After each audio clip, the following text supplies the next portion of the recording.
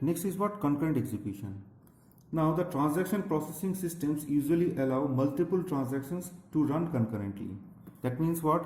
Say two transactions are there, T1 and T2, and that T1 and T2 can execute concurrently.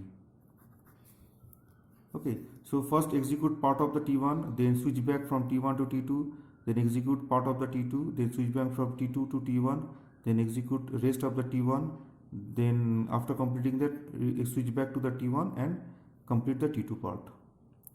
Now this is what? Concurrent execution. Now if we use concurrent execution, it increase the throughput, okay, total number of outputs, it increase the resource utilization, okay, and it reduces the average response time. Okay. Now here by applying using concurrent executions or by allowing multiple transactions to update data concurrently causes several complications with consistency of the data. So the DBMS must control the interaction among the concurrent transaction to prevent them from destroying the consistency of the database. Already we know what is meaning of consistency. Now let two transactions are there. Let two transactions T1 and T2. Now in T1 transaction we need to transfer say $100 from A account to B account. We need to transfer $100 from A account to B account. In transaction 2 we need to transfer say 5% of the account A from A account to B account. Okay, so here A account to B account we need to transfer 5% of A. 5% of A from A account to B account. So two transactions are there. Now we want to execute these transactions, and we may first of all you have to define the schedule. So what is schedule? So schedule now. So we have to define the schedule to execute these two transactions. So question is, what is schedule? So we can execute by defining the schedule. We have to define the schedule. So it represents the chronological order in which instructions are executed in the system. Now the schedule may be of two types. So schedule may be of two types: serial schedule and parallel schedule or concurrent.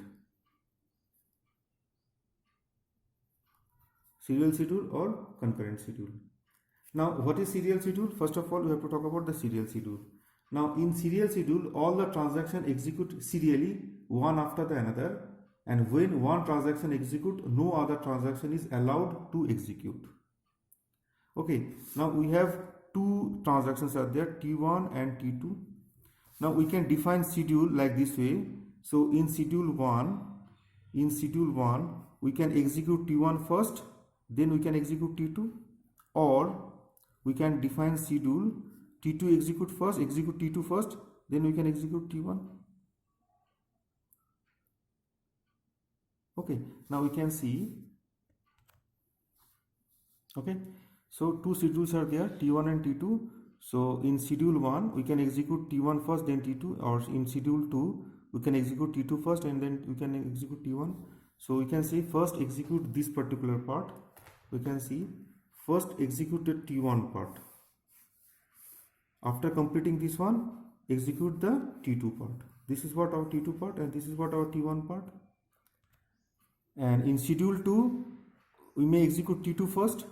Okay, so first complete the T2, and after completion of the T2 we can start T1 and then execute the T2.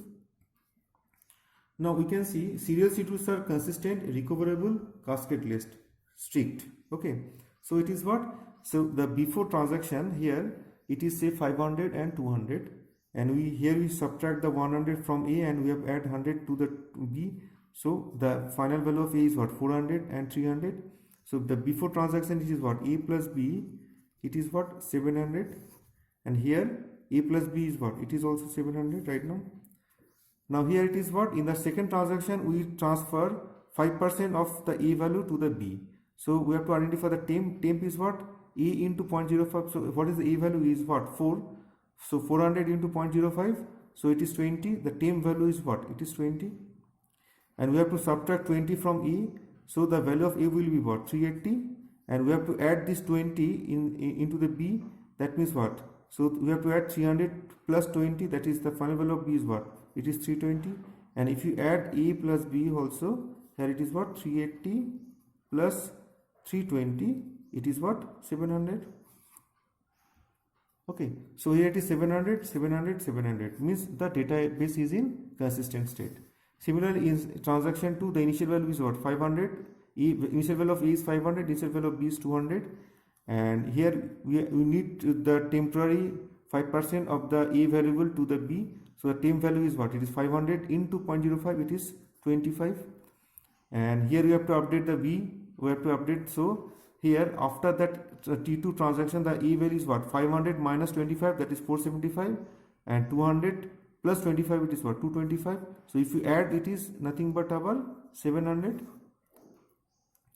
And here we subtract 100 from A and add 100 to B. So what will be the A value? So 475 minus 100 is 375, 225 plus 100, it is what? 325. And if you add this one, it is also 700. So the before transaction, it is 700. Here it is 700. Here it is 700. That means what? In both the cases, the transaction, the database is what? It is in consistent state. So serial schedule always gives the consistent result.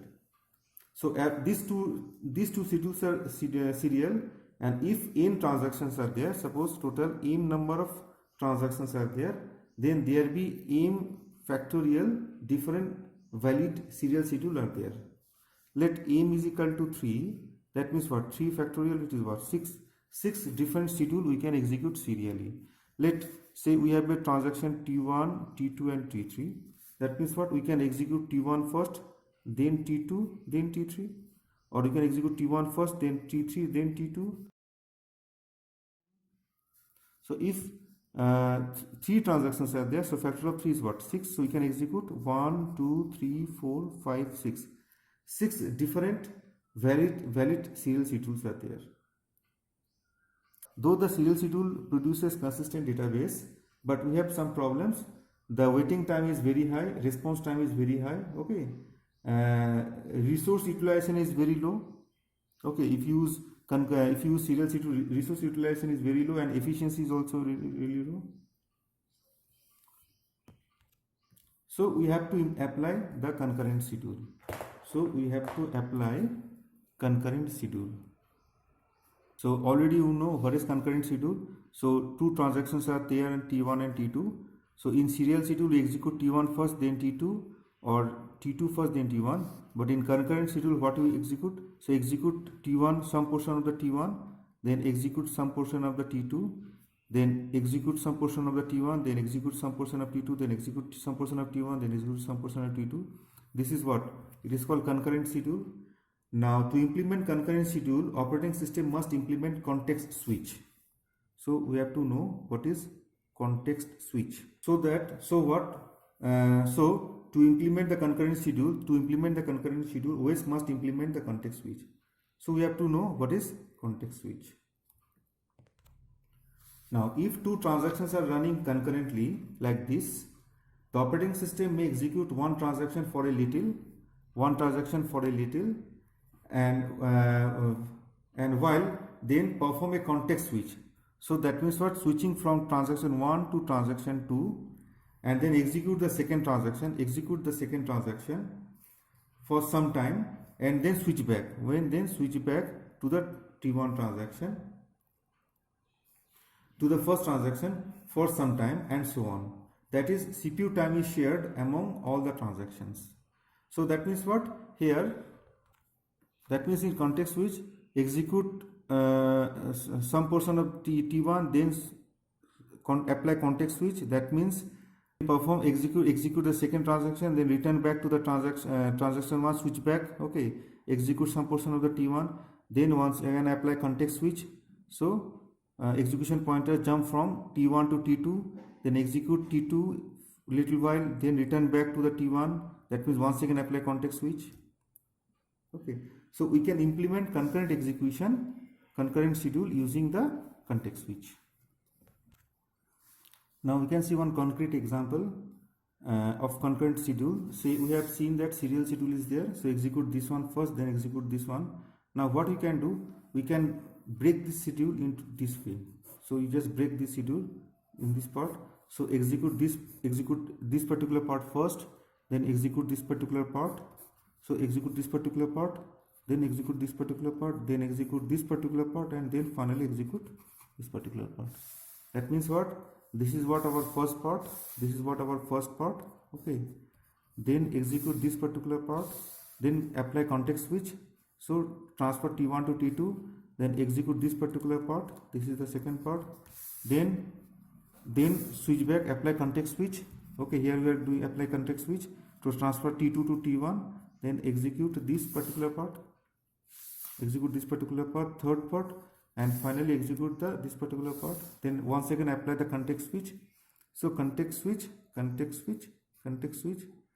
apply the rest of the part, that is the fourth part.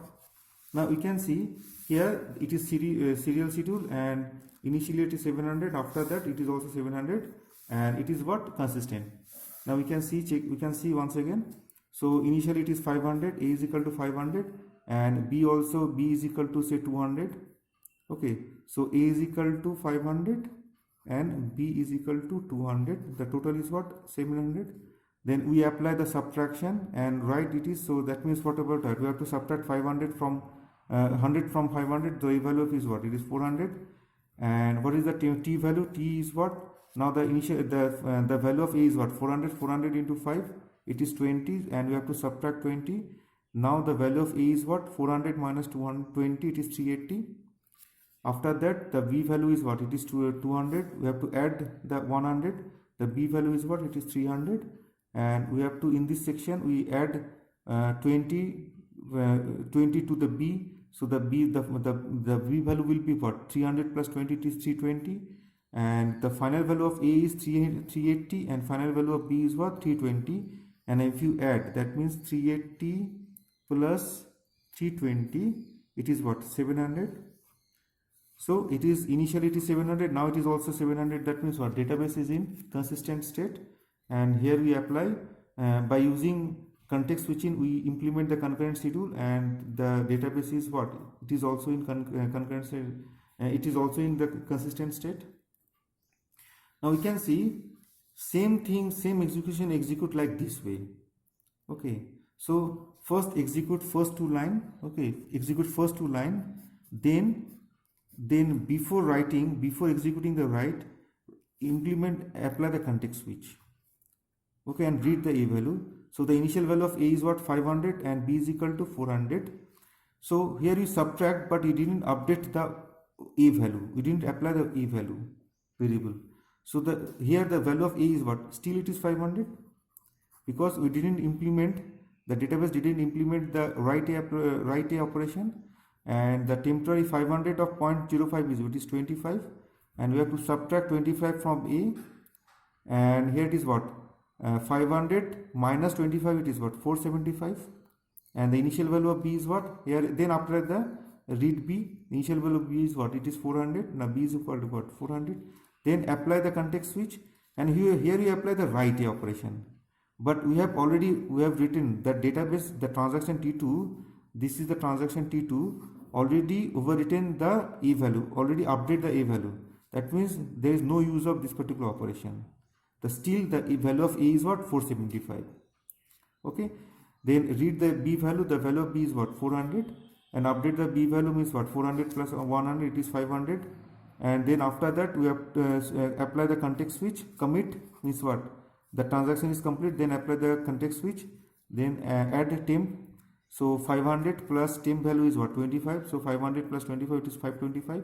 The final value of A is what? 475, and final value of B is what? 525. So if you add 575 and 525, now it is what? 1000. So the initial value is what? 900. 500 plus 400, it is 900. Now it is 1000. That means what? Database is not in consistent state. So DBMS must ensure the consistency. and how it is possible that we can see in the next video. Thank you very much.